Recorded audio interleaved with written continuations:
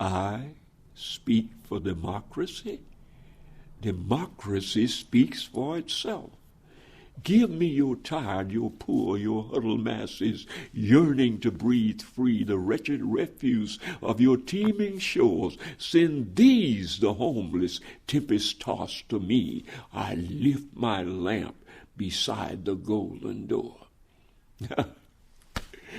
So that's where I started off. I didn't speak for democracy. The Statue of Liberty spoke for democracy. The preamble to the Constitution speaks for democracy. The Lincoln Gettysburg Address speaks for democracy. And on down, I went to showing how different things spoke for democracy, not me.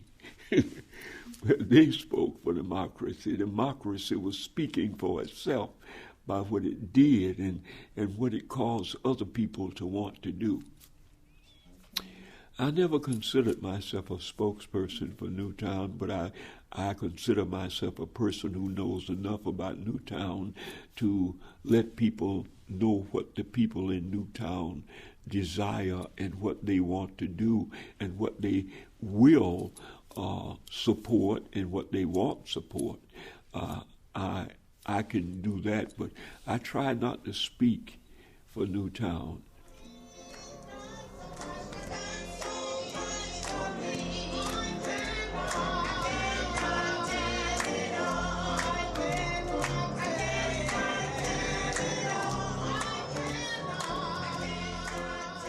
I think growing up here before the Civil Rights Act, the things that we were allowed or not allowed to do was a motivation. I think it was a motivation.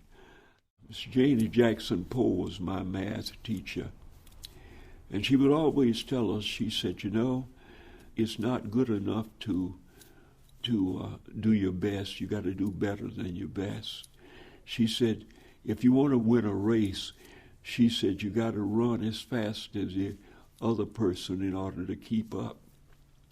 She said, but if you are behind, you got to run twice as fast as the other person in order to catch up. And she said, once you catch up, you got to run as fast again in order to get ahead. And so that's what she did. When we went to school, when we came here, we would have one math textbook in a class. But she didn't allow that to stop her.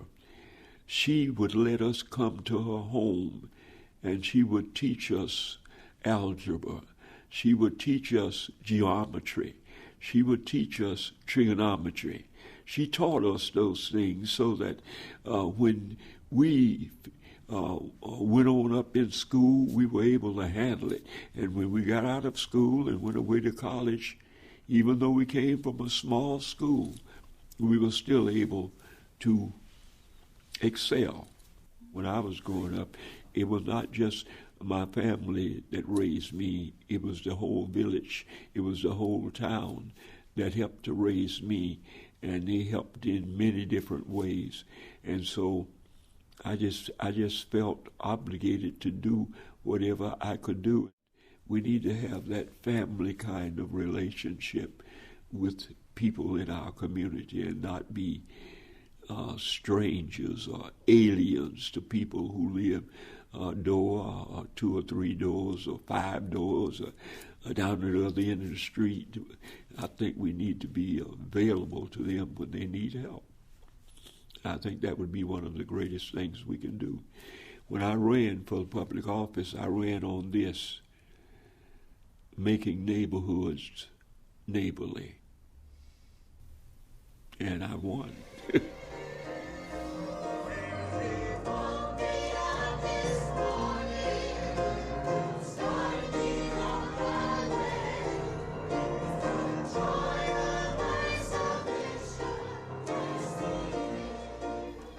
When we came in 1939, this was very much a fishing area.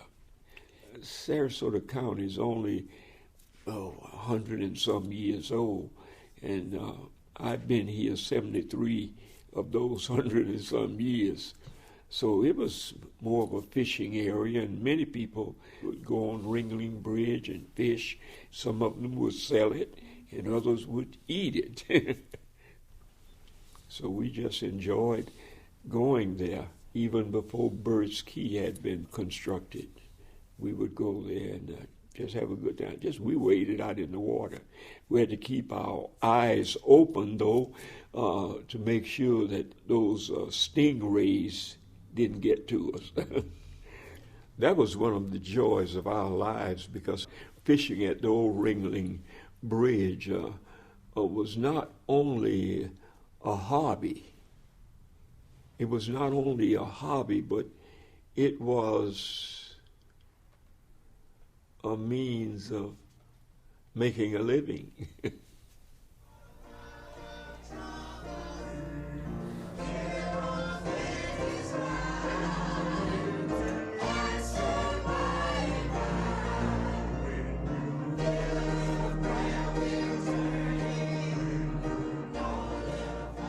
When I met her, she was 19, and I was 28, so I'm 9 years older than she is.